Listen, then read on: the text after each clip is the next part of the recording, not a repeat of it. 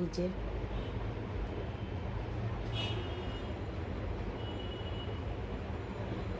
সেই স্বাদ যে ভাই, সেই স্বাদ। অবশ্যই সবাই বানাই খাবেন।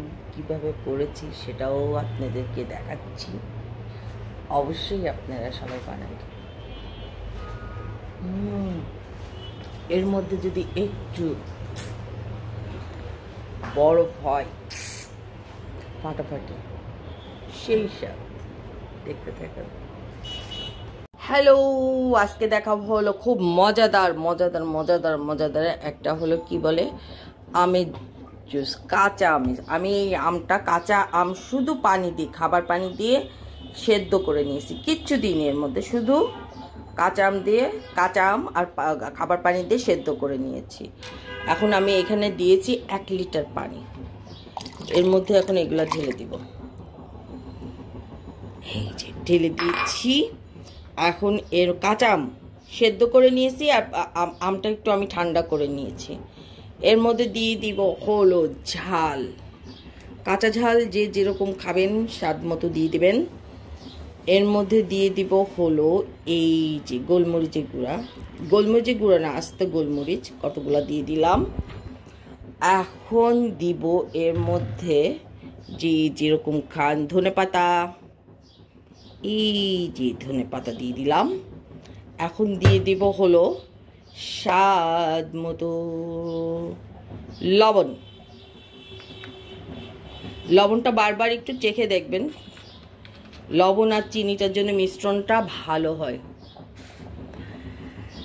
লবণ আর মিশ্রণে চিনিটা ভালো হয়। এখন এর মধ্যে দিয়ে দিব হলো স্বাদ মতো, একটু বেশি মিষ্টি হবে না, টক ঝাল মিষ্টি হবে এরকম হলো চিনি দিয়ে দিলাম।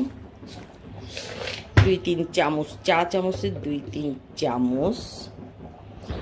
এখন হলো এই সব কিছু আমি এখন ব্লেন্ড করব। ব্লেন্ড করে তারপরে হলো আপনাদের দেখাবো কি অবস্থা। খুবই টেস্টি, খুবই টেস্টি। দেখা যাক এখন আমি এগুলারে সব কয়টারে ব্লেন্ড করে কি অবস্থা হয় সেটা অবশ্যই আপনাদের দেখাচ্ছি। এই যে আমি ব্লেন্ড করছি, একটু চেখে চেখে দেখবেন, একটু চেখে চেখে দেখবেন লবণ বেশি কম হলো, চিনি বেশি কম হলো কিনা, ঝাল বেশি কম হলো কিনা। এইটা হলো এরকমভাবে দেখে দেখে নেবেন। এই যে একেবারে পানীয়, এটা হলো এরকমভাবে খাওয়া যাবে না, এটাকে ঠান্ডা ঠান্ডা কুলকুল করে খেতে হবে। এখন আমি গ্লাসে ঢেলে দেখাই। এই যে গ্লাস,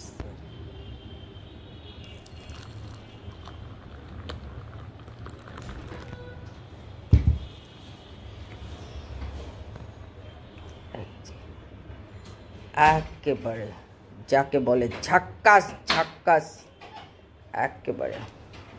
আমি এটাকে এখন ঠান্ডা করব, তারপর খেতে কেমন হয়েছে আপনাদের সবাইকে তারপরে যে সুন্দর করেই জানাবো। অবশ্যই এরকমভাবে বানাবেন। এই যে পানীয়।